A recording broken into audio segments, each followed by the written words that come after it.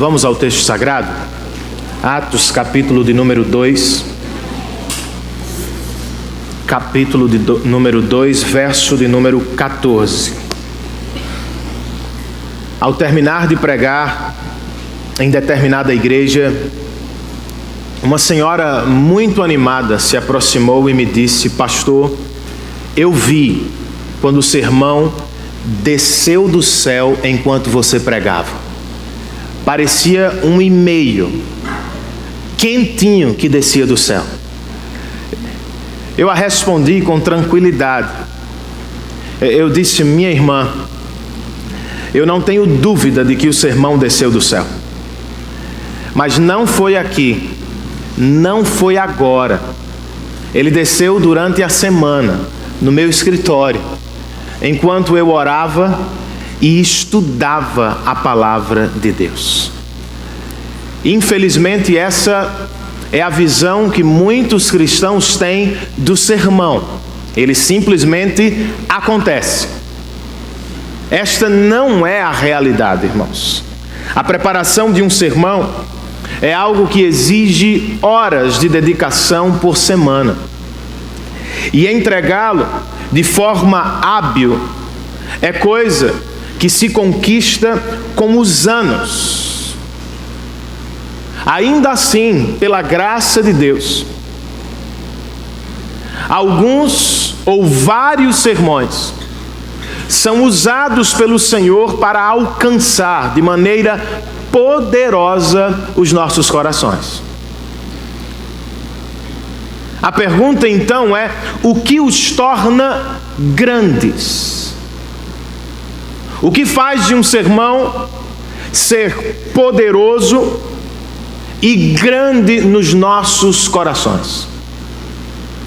O pastor Timothy Keller, em seu novo livro, Pregação, escreve: a diferença entre um sermão ruim e um bom sermão está no pregador.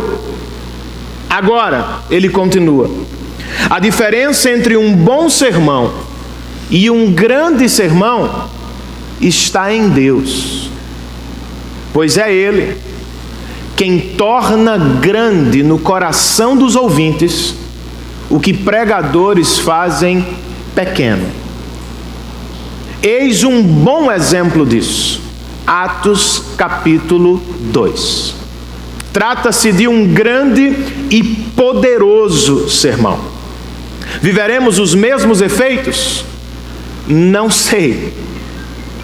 Contudo, o que sei, irmãos, é que aqui neste texto nós encontramos um excelente exemplo de um sermão bíblico que glorifica a Deus e edifica a igreja.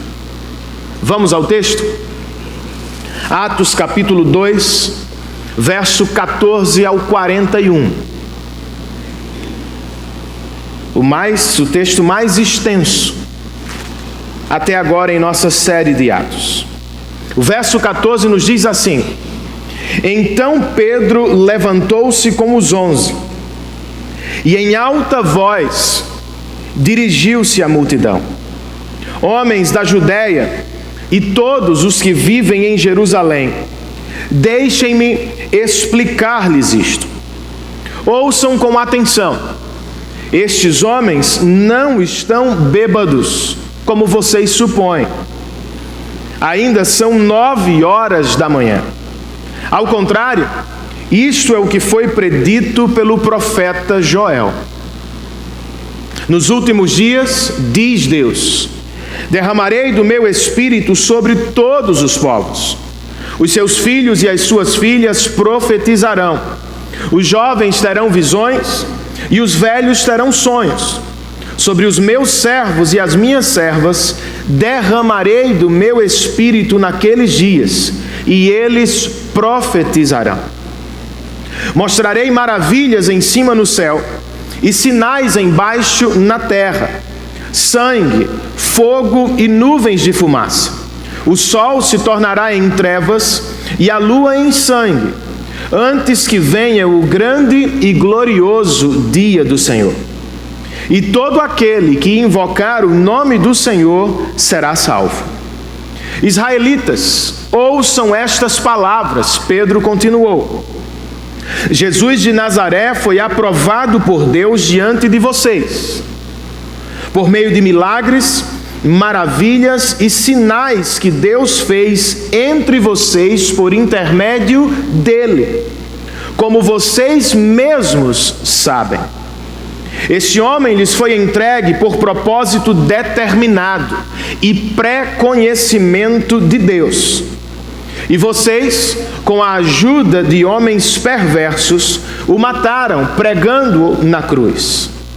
Mas Deus o ressuscitou dos mortos, rompendo os laços da morte, porque era impossível que a morte o retivesse. A respeito dele, disse Davi: eu sempre via o Senhor diante de mim. Porque ele está à minha direita, não serei abalado. Por isso o meu coração está alegre, e a minha língua exulta. O meu corpo também repousará em esperança, porque tu não me abandonarás no sepulcro, nem permitirás que o teu santo sofra decomposição. Tu me fizeste conhecer os caminhos da vida, e me encherás de alegria na tua presença. Irmãos, posso dizer-lhes com franqueza que o patriarca Davi morreu e foi sepultado, e o seu túmulo está entre nós até o dia de hoje. Mas ele era profeta e sabia que Deus lhe prometera sob juramento que colocaria um dos seus descendentes em seu trono. Prevendo isso, falou da ressurreição do Cristo, que não foi abandonado no sepulcro e cujo corpo não sofreu decomposição.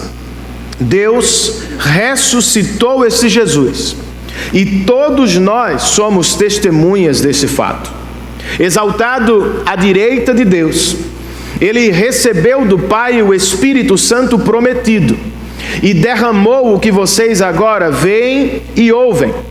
Pois Davi não subiu aos céus, mas ele mesmo declarou: o Senhor disse ao meu Senhor: senta-te à minha direita, até que eu ponha os teus inimigos como estrado para os teus pés.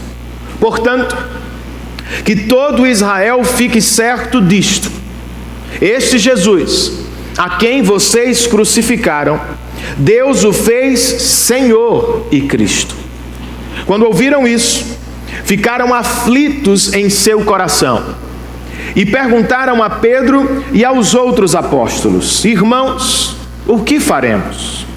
Pedro respondeu: arrependam-se e cada um de vocês seja batizado em nome de Jesus Cristo para perdão dos seus pecados, e receberão o dom do Espírito Santo. Pois a promessa é para vocês, para os seus filhos e para todos os que estão longe, para todos quantos o Senhor, o nosso Deus, chamar. Com muitas outras palavras, os advertia e insistia com eles: salvem-se desta geração corrompida. Os que aceitaram a mensagem foram batizados, e naquele dia houve um acréscimo de cerca de 3.000 pessoas. Vamos orar? Senhor, muito obrigado por tua palavra. Obrigado porque o Senhor não nos deixou tateando na escuridão.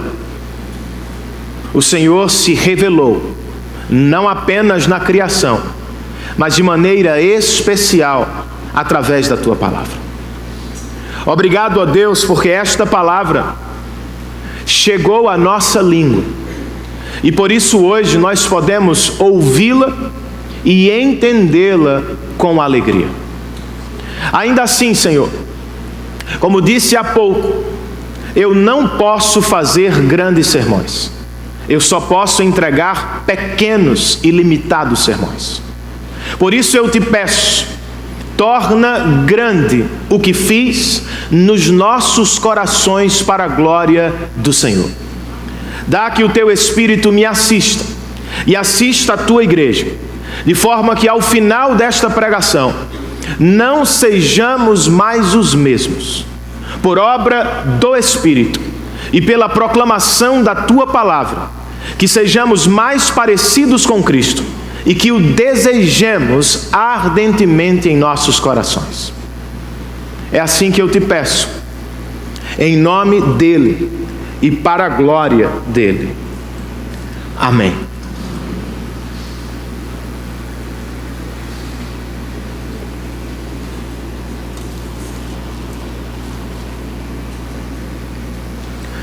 Do texto que se chama Atos, 30% é feito de pregação. Ao todo, são 15 sermões. 7 de Pedro, 5 de Paulo, 1 de Estevão e 1 de Tiago. Além dos sermões, nós ainda encontramos em Atos 4 discursos de Paulo em sua defesa. De todos os sermões e os discursos, nenhum é maior e mais importante do que este. Um comentarista, falando deste sermão, escreve: depois do Sermão do Monte, o sermão de Pedro em Atos 2 talvez seja o maior de todos os tempos. Por quê, irmãos? Porque este sermão é tão importante. Primeiro, porque ele ocupa um lugar singular na história da redenção. Trata-se do sermão de abertura da era do Espírito.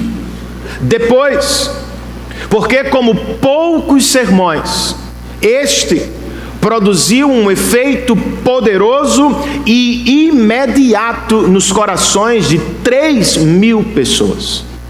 Por fim, este sermão é particularmente importante para nós, porque ele estabelece o padrão ou o modelo da pregação apostólica do Novo Testamento.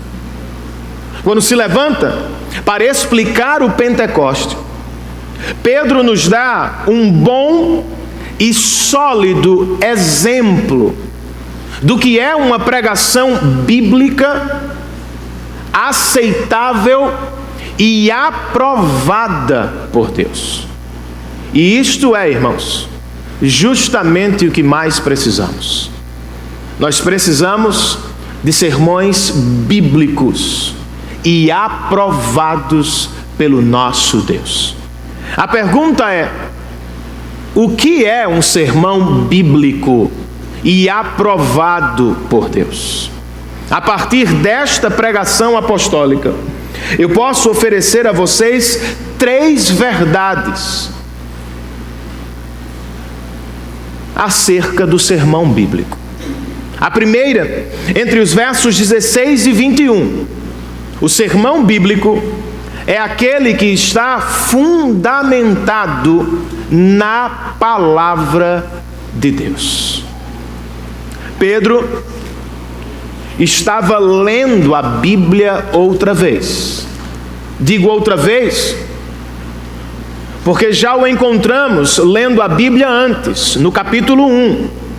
Vocês se lembram?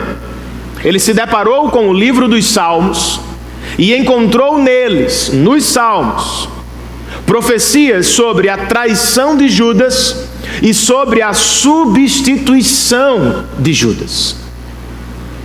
O apóstolo agora movimenta-se das canções e orações do AT para os livros proféticos. E quando chega a Joel, ele interpreta o presente olhando para trás, para a palavra de Deus. De acordo com ele, verso de número 15, estes homens não estão bêbados. Ao contrário, verso 16, isto é o que foi predito pelo profeta Joel. Eis o significado do Pentecoste para Pedro, irmãos. Verso 17. Nos últimos dias, diz Deus, derramarei do meu Espírito sobre todos os povos da terra. Uns estavam dizendo, eles estão bêbados, cheios de vinho. Pedro diz, não. Trata-se de uma promessa antiga. Vocês estão contemplando o cumprimento da palavra de Deus. O Espírito foi derramado em cumprimento da palavra de Deus. Mas quando? Nos últimos dias. Para Pedro e para todos os outros autores do Novo Testamento, os últimos dias foram inaugurados por Cristo. E o derramamento do Espírito é a prova disso. Estava prometido. Logo, quando ele enxerga o Espírito sendo derramado, ele olha para a palavra e diz, isto é a palavra de Deus se cumprindo. E o que foi que aconteceu, irmãos? Ou o que o derramamento do Espírito trouxe? Verso 17, parte B, citando o profeta Joel, Pedro diz, os seus filhos e as suas filhas profetizarão. Os jovens terão visões. Os velhos terão sonhos. Sobre os meus servos e as minhas servas derramarei do meu Espírito naqueles dias, e eles profetizarão. Profecias, sonhos e visões, comenta Martinho Lutero, são todos uma coisa só: pregação. O Espírito foi derramado, como estudamos semana passada, para que o Evangelho fosse proclamado. E embora algumas pessoas insistam em olhar para os detalhes, sonhos, profecias e visões, a ênfase do texto está na bênção de Deus para os cristãos desta nova era. No AT, como disse semana passada, o Espírito não habitava as pessoas, ele as visitava. E quando o fazia, não vinha sobre todos, vinha sobre alguns para uma tarefa específica. De acordo com Joel, quando os últimos dias chegassem, por causa da obra do Messias, o Espírito seria derramado sobre todos. Filhos e filhas, isto é, homens e mulheres, servos e servas, jovens e idosos. Nesta igreja que nasce no Novo Testamento, não pode existir separação social. Somos todos habitados pelo Espírito por causa de Cristo Jesus. Isto é uma bênção, irmãos.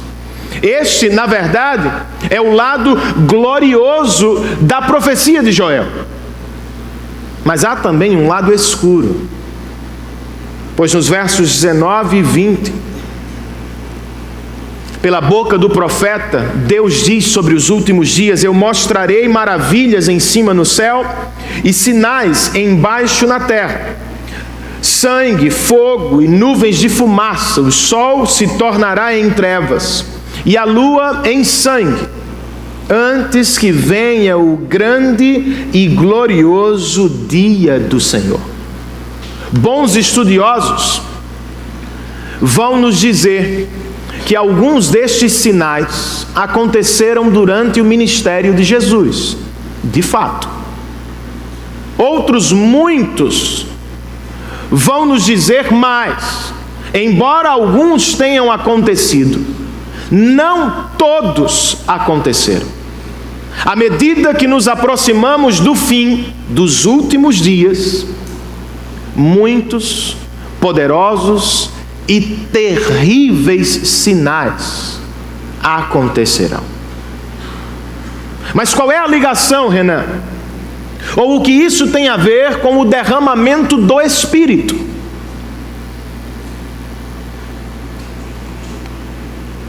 Até o dia do Senhor, irmãos, haverá muito sofrimento por um lado, mas de acordo com a profecia, também haverá muito derramamento do Espírito. Com que objetivo maior? Verso de número 21. E todo aquele que invocar o nome do Senhor será salvo.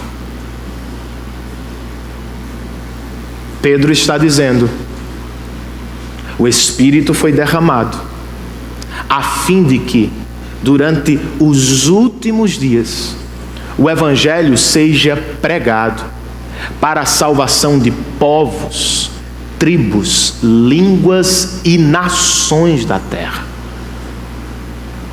A grande questão a esta altura é: como pregamos nos últimos dias? Nós não precisamos inventar a roda, irmãos. Não precisamos inovar mensagem. Como Pedro, nós só precisamos pregar a palavra. Pois nós somos o povo do livro. Na verdade, nós somos o povo de um único livro, a Bíblia, e de uma única mensagem: Cristo Jesus crucificado e ressurreto dentre os mortos. Se você é pregador da palavra, ou se precisa pregá-la, não tenha medo. Abra e pregue-a no poder do Espírito Santo de Deus. Charles Spurgeon estava falando a jovens pastores sobre a importância da pregação da palavra, quando de repente ele fez uso de uma ilustração. Ele disse: eu vejo um leão entre nós. Muitas pessoas querem defendê-lo, muitas outras querem atacá-lo, mas eu digo: não seria melhor soltá-lo? Abra a jaula e o leão saberá se defender. Ele continua: jovens pastores, abram a Bíblia e preguem-na no poder do Espírito.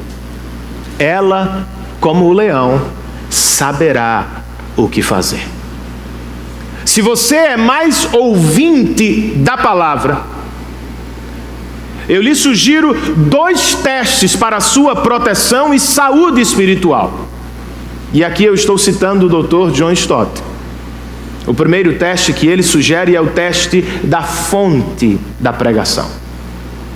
De onde vem, irmãos, as pregações que ouvimos? Elas surgem da Bíblia? Ou elas surgem das últimas novidades dos homens? Elas nascem do texto bíblico, ou elas nascem nas prateleiras de autoajuda das livrarias? O pregador prefere sua criatividade à Bíblia, ou a Bíblia à sua criatividade? O outro teste: substância. Que tipo de evangelho estamos ouvindo? Ele exalta a graça soberana de Deus, ou ele exalta as nossas virtudes e as nossas obras.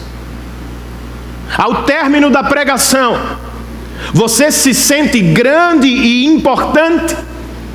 Ou você se sente pequeno e necessitado? Você sai desejando adorar o Filho de Deus?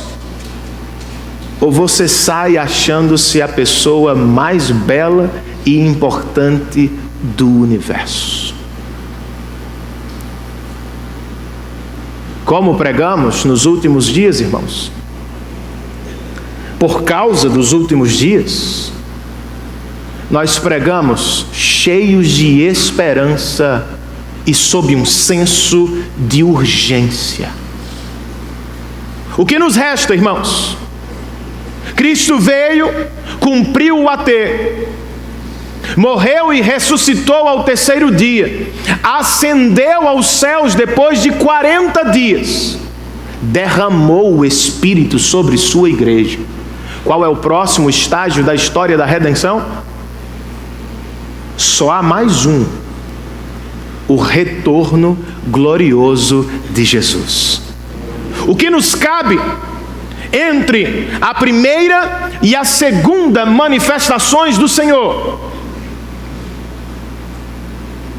Vão por toda a terra e façam discípulos de todas as nações.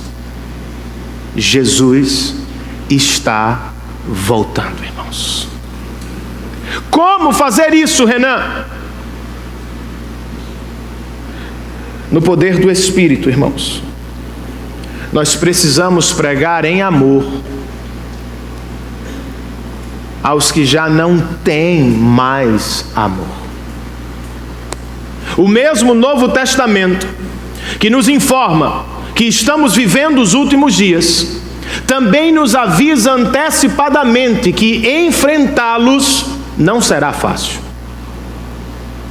Em um texto profético de Mateus, Jesus disse aos discípulos sobre os fins ou o fim dos tempos: eles os entregarão para serem perseguidos e condenados à morte, e vocês serão odiados por todas as nações por minha causa.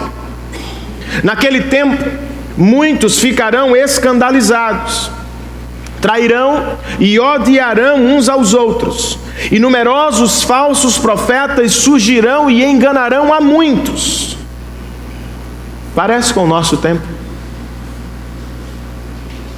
Devido ao aumento da maldade, Jesus continua: o amor de muitos esfriará, mas aquele que perseverar até o fim será salvo. E este evangelho do reino será pregado em todo o mundo, como testemunho a todas as nações, e então virá o fim. Notemos algo maravilhoso aqui, irmãos. Por causa da maldade, o amor de muitos esfriará.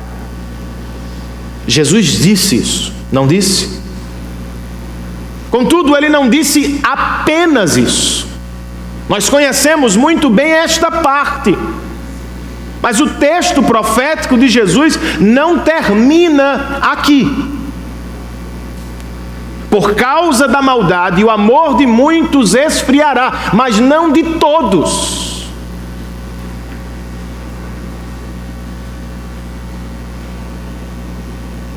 Alguns,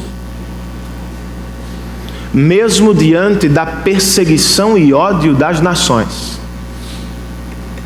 queimarão de amor por Cristo, e no poder do Espírito irão às mesmas nações pregar o evangelho do reino de Deus. Quem são eles? Os 120 de Atos 1, os 3.000 de Atos 2, os milhares dos séculos seguintes, vocês, eu, a nossa igreja. Os sinais dos últimos dias estão por todas as partes. A fúria da natureza, a maldade dos homens, sim. Mas a igreja, por causa de Cristo e no poder do Espírito, continua amando aqueles que já não têm mais amor. Que o Espírito nos empodere, irmãos, para amar e pregar o Evangelho de Jesus Cristo. O que é um sermão bíblico de acordo com a pregação apostólica, irmãos? Em primeiro lugar, o sermão bíblico é aquele que está fundamentado na palavra.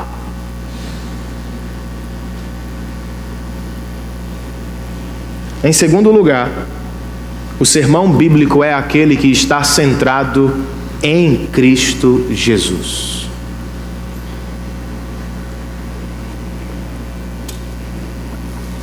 Todos os comentaristas que li durante a semana falam dos estágios do ministério de Jesus.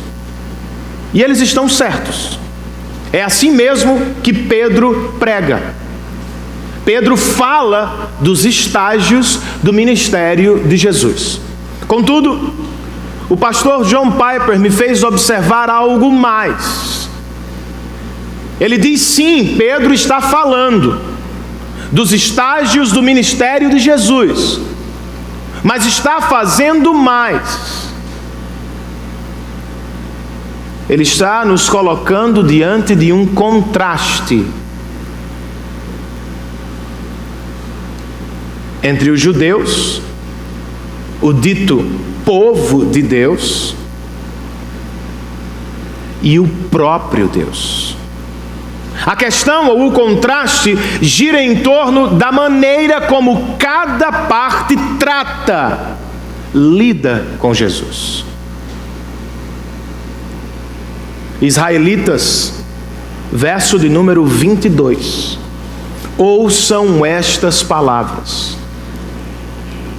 Jesus de Nazaré foi aprovado por Deus diante de vocês, por meio de milagres, maravilhas e sinais que Deus fez entre vocês por intermédio dele, como vocês mesmos sabem. Você percebeu o contraste? Pedro menciona Deus 2 vezes, menciona os judeus também 2 vezes. Primeiro ele diz: Deus aprovou Jesus. Depois, ele fez através de Jesus muitos sinais e maravilhas.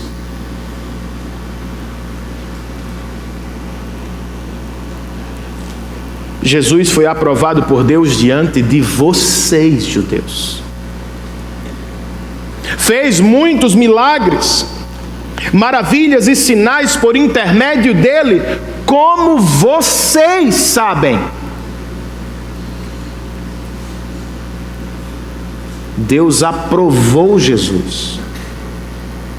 Mas vocês, mesmo vendo tudo que Deus fez, vocês resolveram rejeitá-lo. O outro contraste, verso de número 23. Este homem lhes foi entregue por propósito determinado e pré-conhecimento de Deus. E vocês, com a ajuda de homens perversos, o mataram pregando-o na cruz.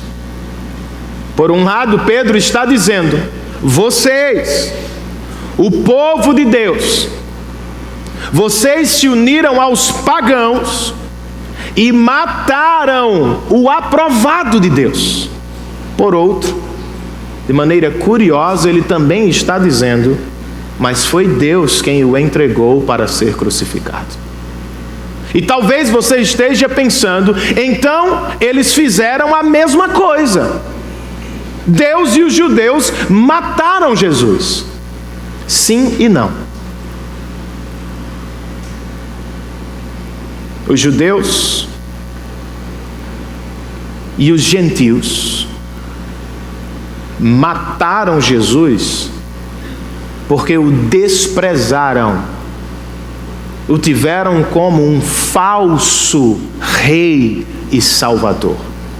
Deus, ao contrário, entregou Jesus para morrer na cruz, a fim de exaltá-lo, torná-lo o único e maior salvador dos pecadores. Não é a mesma coisa.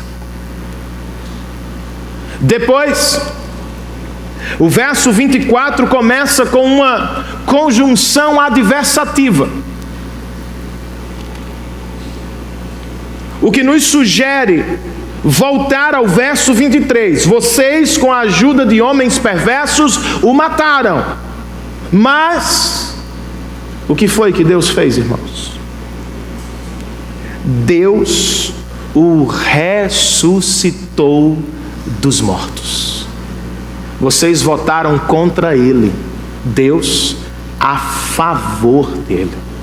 Vocês o rejeitaram, Deus, ao contrário, o aprovou. Vocês o mataram, Deus o ressuscitou da morte para a exaltação de seu nome.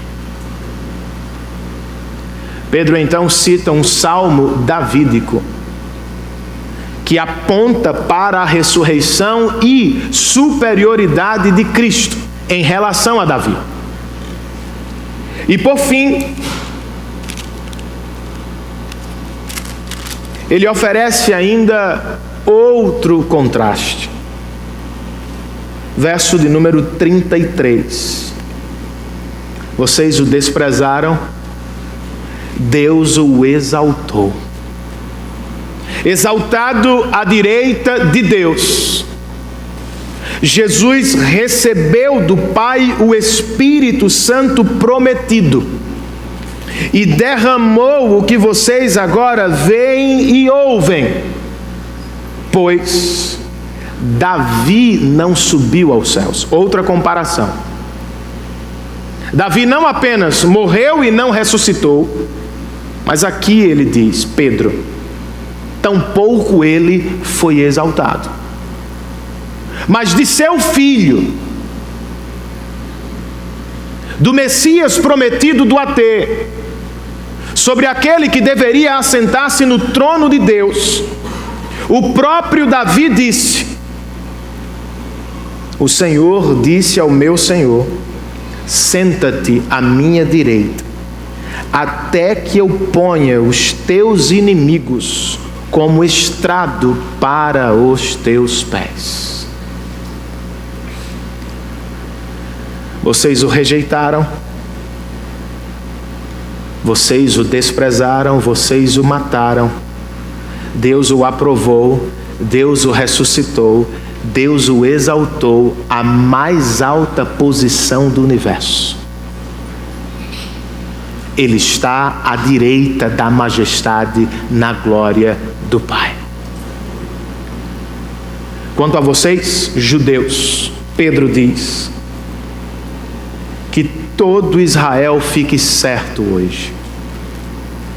Este Jesus, a quem vocês crucificaram, Deus o fez Senhor e Cristo para a glória de seu próprio nome. Eu preciso acompanhar a fluência do texto. Eu sou obrigado a lhe fazer a pergunta que acho que Pedro estava fazendo à multidão. De que lado você está? Você está com Deus e é por Cristo, consequentemente? Ou você está com os judeus e pagãos e por isso contra Cristo? Me entenda, eu não estou dizendo que você literalmente matou Jesus. Pedro sabia que nem todos os presentes, os ouvintes, estavam ou estiveram ao pé da cruz gritando: crucifica-o. Ainda assim, ele não alivia nas palavras. Abertamente ele diz: vocês mataram Jesus. Isto é, irmãos, o mesmo que dizer: vocês não o receberam como filho de Deus, vocês rejeitaram o aprovado do Senhor. Essa é a questão, irmãos. Não há uma terceira possibilidade. Ou você está com Deus e é por Cristo, ou você está contra Deus, por estar contra Cristo. Os judeus o rejeitaram, Deus o aprovou. Os judeus o desprezaram, Deus o honrou. Os judeus o mataram, Deus o ressuscitou e por fim o exaltou. A fim de que hoje você olhasse para ele e dissesse: ele não é apenas o Senhor do universo, ele é o Senhor da minha vida. Ele não é somente o Cristo prometido do AT, ele é o meu Cristo, o meu bendito Salvador. Eu não estou perguntando se você é religioso, tampouco se você tem um bom nome na praça. Esses homens eram religiosos. Eu estou perguntando para você se você trata Jesus como Deus o Pai o trata. Você o vê como o Pai o vê. Ele está exaltado no seu coração, como se acha exaltado à destra do Pai. Essa é a questão, irmãos. Não é se você é membro desta ou daquela igreja, ou se você pratica ou não esta ou aquela espiritualidade. Cristo está exaltado no seu coração hoje? A propósito, como foi que isso aconteceu, irmãos? Quero dizer, como foi que Deus exaltou o Filho à posição que ele sempre teve? Como foi que o Pai lhe devolveu a glória eterna? Nas palavras de Pedro, Deus o entregou. Nas de Paulo aos Romanos, Deus não poupou seu próprio Filho. Os judeus e gentios o mataram por desprezo. Deus o entregou para honrá-lo com glória e glória do Salvador deste mundo. Ainda assim, irmãos, foi através da dor e do sofrimento. Deus transformou o ato mais hediondo, grotesco, pecaminoso da humanidade. Isto para mim é maravilhoso, irmãos. Ele transformou o pior que os homens fizeram com Cristo em seu ato mais gracioso e misericordioso. Vocês intentaram o mal, para usar as palavras de José no Egito, mas Deus o reverteu para o bem da humanidade. É assim que Deus guia a história. É assim que Ele guia também a nossa história. Todas as coisas cooperam para o bem daqueles que amam a Deus.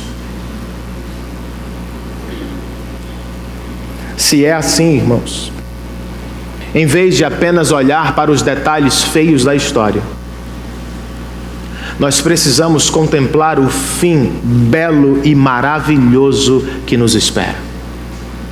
A glória de Deus, a união com Cristo, a semelhança com o Salvador. A salvação não nos alcançou apesar da cruz. Foi através dela. Não se engane. A santificação não virá sem sofrimento. Muitas vezes ela virá através dele. Ainda assim, irmãos, devemos viver todo e qualquer sofrimento como Cristo viveu, para a glória de Deus Pai. Foi porque vivia assim que Paulo escreveu aos Colossenses algo estranho, por duas razões. Agora me alegro em meus sofrimentos por vocês. Essa é a primeira coisa estranha. A segunda é: e completo no meu corpo o que resta das aflições de Cristo. Isto faço em favor do corpo, que é a igreja. Paulo não era um masoquista. Seu prazer não estava no sofrimento. Ele se alegra no sofrimento por vocês, a igreja. É diferente. O sofrimento do apóstolo não era redentivo como o de Cristo. Quando fala sobre completar as aflições de Cristo, Paulo não estava dizendo faltou-lhe algo. Não.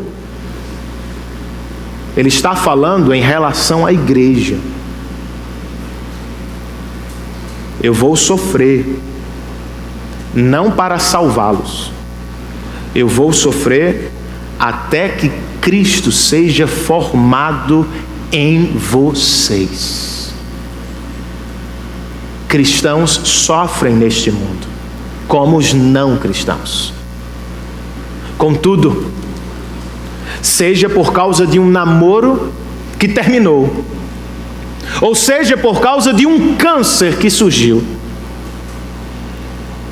cristãos ainda encontram significado no sofrimento. Eu não sei de tudo que Deus está fazendo, irmãos. Talvez Ele esteja fazendo 10.000 coisas na única coisa que você está enxergando. Mas o que sei é que estes leves e momentâneos sofrimentos não podem se comparar com o peso de glória que lhes espera. O que sei é que através dos sofrimentos, Deus está formando o caráter de Cristo em você, tornando-o mais semelhante a Ele, unindo-o a Ele e aos seus apóstolos e profetas. E por tabela, talvez através do seu sofrimento, Ele esteja chamando outros à salvação em Cristo por meio do sofrimento da cruz. A propósito, vocês perceberam a informação sobre o retorno de Cristo ao final da citação de Davi?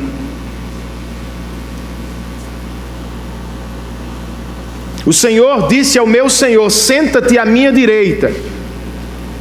Até quando?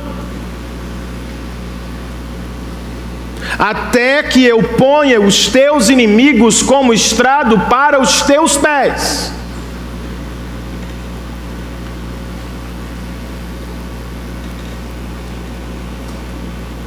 Até quando Cristo ficará sentado à direita de Deus Pai, irmãos? Até que todos os inimigos dele se tornem estrada para seus pés. Vocês sabem o que é isso, cristãos? Isso se chama missões. Outra vez o texto está enfatizando missões. A vida cristã não é um parque de diversões. E a igreja jamais poderia ser comparada com um clube social. Ela deve ser mais parecida com um exército. Nós estamos em guerra. Contudo, a nossa guerra não é contra carne e sangue, é contra potestades malignas. Nossa arma não é de fogo, nossa arma é o amor. Nosso alvo não é a nossa própria glória, é a fama de Jesus Cristo e a alegria eterna de todos os povos desta terra. Nós estamos em guerra, irmãos. Um detalhe: não lutamos com dúvida, venceremos ou não. Nós lutamos certos de que Cristo venceu por nós há 2000 anos. Não lutamos para salvar pessoas, lutamos para informá-las. O Senhor já fez isso por vocês. Nossa missão é chamar todos os eleitos de Deus e assim vencer todos os seus inimigos, até que o exaltado desça para buscar a sua igreja. Por fim, irmãos, e meu sobrinho disse: Renan, filho, quando você fala por fim ainda tem meia hora. É porque por fim é o terceiro ponto, né, irmãos? Não é a conclusão ainda. Mas eu nem posso. É por isso que eu estou de terno. Eu vou pregar em outra igreja daqui a pouco, irmãos. Que Deus me ajude. Para concluir, a partir da pregação apostólica de Pedro, Lucas nos diz que o sermão bíblico é ou deve ser acompanhado pelo poder do Espírito Santo. É o que nós encontramos ao final do texto, irmãos. Verso de número 37. Lucas registra quando ouviram isso, o sermão de Pedro.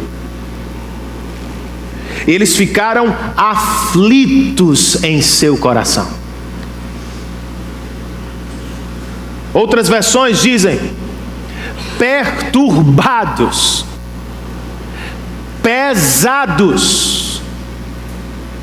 Não é diferente do que às vezes presenciamos. Eles não ficaram aliviados, ficaram pesados.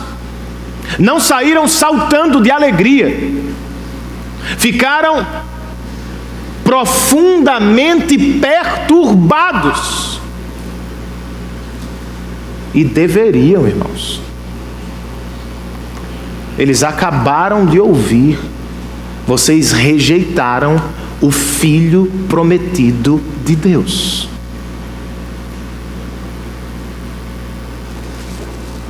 Por causa da perturbação, eles mesmos perguntaram a Pedro e aos demais. Eis o apelo: o que faremos, irmãos? Não foi Pedro quem apelou. Quem inventou o apelo foi Charles Finney, no século XIX. Até lá, era o contrário. Pedro pregou sob o poder do Espírito, e as pessoas aflitas e perturbadas perguntaram: o que faremos agora? Pedro respondeu: arrependam-se e cada um de vocês seja batizado em nome de Jesus Cristo. Isto é, abandonem a rejeição dos judeus, creiam no Filho de Deus e unam-se a Ele publicamente, o que vai lhes custar muito. Batismo para eles não era batismo para a gente.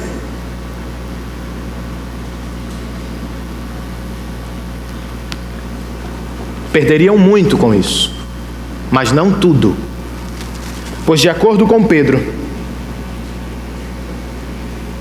por causa de Cristo, eles receberão perdão dos pecados e também o dom do Espírito. Não vão resolver os problemas com Rivotril.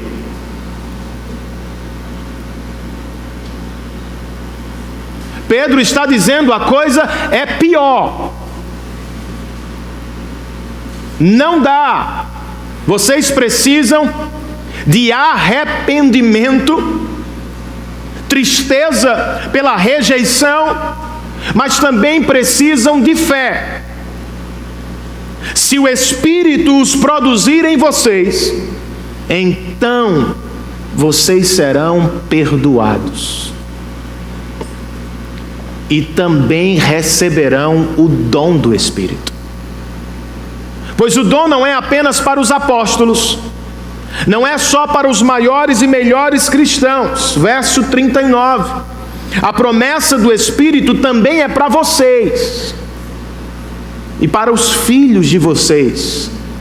Um texto bem presbiteriano. E para todos os que estão longe, para todos quantos o Senhor, o nosso Deus, chamar.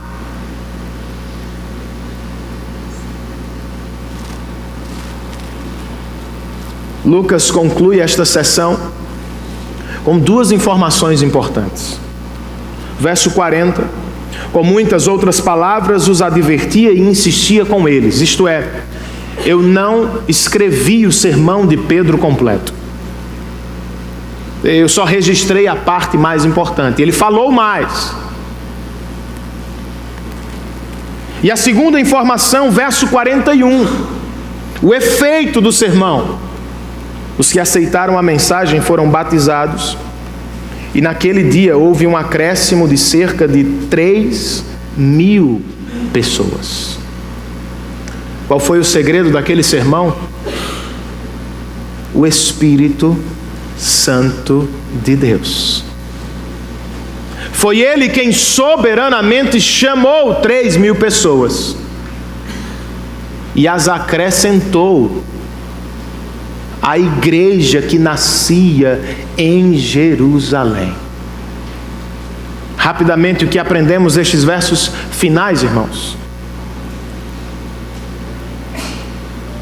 Nós aprendemos que a pregação do Evangelho nem sempre é agradável.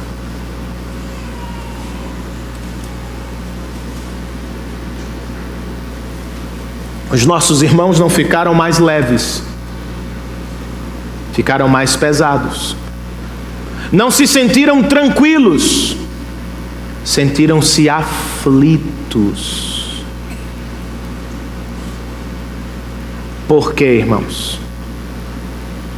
De acordo com Paulo aos Efésios, a palavra de Deus é a espada do Espírito Santo. Segundo Hebreus 4, ela é viva e eficaz, mais cortante do que espada de dois gumes. A palavra os incomodou profundamente, porque havia algo errado com eles e neles. Será que há algo errado? Ou algo de errado em você? Claro que há. Todos os nossos pecados horizontais, irmãos, são frutos do pecado vertical. Fazemos guerra por aqui, homem, mulher, pai e filho, amigo e amigo, porque estamos em guerra contra Deus.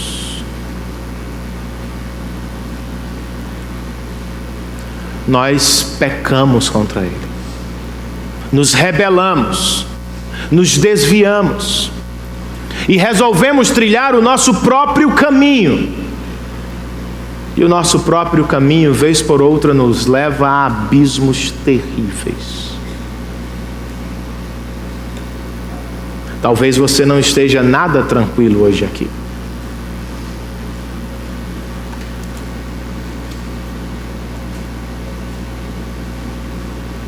Mas não é motivo para se desesperar. Por que não? Porque talvez Deus esteja apelando para a sua salvação. Note e anote isto: apelo não é coisa de homens. Apelo é obra de Deus. Alguns pregadores dos nossos dias enfatizam demais apelos emocionais. Chamam as pessoas a aceitarem Jesus e às vezes forçam tanto que passam a ideia de que estamos fazendo um favor a Jesus. Não é o que enxergamos na Bíblia, irmãos. Não é você que aceita Jesus. Você não tem tudo isso, não. Foi Deus quem aceitou você por causa dele. Não somos nós que nos apresentamos diante de Deus como um presente. Foi Ele que em Cristo Jesus e na cruz do Calvário nos deu o seu melhor presente. Nós não fazemos por Deus e então recebemos Jesus. Deus fez por nós em Jesus e por Ele somos recebidos por Deus na família celestial. Eis o Evangelho, irmãos. Eis o nosso apelo. Olhemos, cristãos e não cristãos, para Cristo. E depois, Renan, descansamos, dormimos em paz. Por quê? De novo o texto destaca: o Espírito Santo de Deus é soberano e gracioso. Mas como conheceremos os novos convertidos, Renan? Ou como saberemos se há salvação em nós?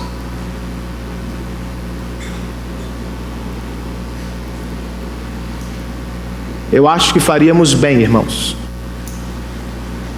se voltássemos ao que diziam os nossos antepassados presbiterianos do século 17.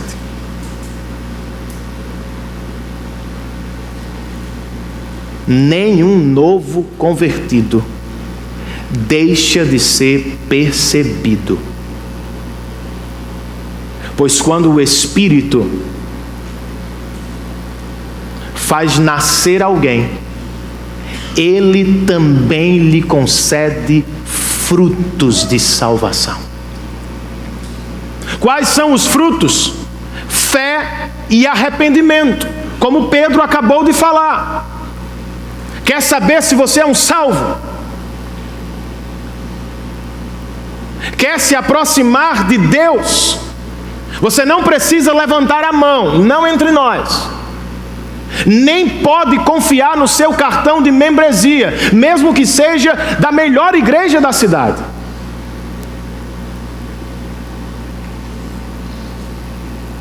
Procure apenas por estes dois frutos: fé e arrependimento. O abandono da rejeição de Cristo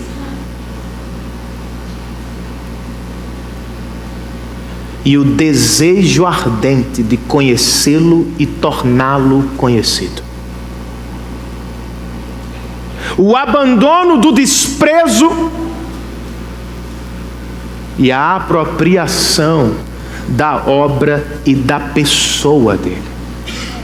Só isso. E tudo isso, pois é obra do Espírito Santo de Deus. Como disse ao início, irmãos, e com isso eu concluo: não podemos fazer grandes e poderosos sermões, pois é Deus quem torna o que sempre fazemos pequeno grande nos corações dos ouvintes.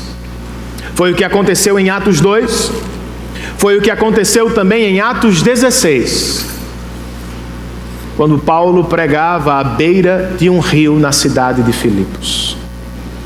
Embora estivessem ali várias pessoas, Lucas registra algo interessante. O Espírito abriu o coração de Lídia apenas. Deu a ela entendimento e poder para responder. Talvez isso aconteça com você hoje aqui. Eu só posso fazer um sermão, me esforçar ao máximo para escrever e pregar um sermão bíblico, cristocêntrico, mas depois eu dependo do Espírito. É Ele quem torna o que faço pequeno, grande no seu coração. Eu espero que Ele o faça outra vez hoje, aqui. Se Ele o fizer, você não será capaz de resistir à obra interior do Espírito. Se Ele o fizer, você se enxergará como Renan, um pecador carente da graça de Deus. Se Ele o fizer, ainda que não venha correndo aqui à frente, você se dobrará no seu coração e clamará ao Cristo bendito de Deus Pai. Fiquemos de pé, irmãos, e terminemos adorando a Deus com uma última canção.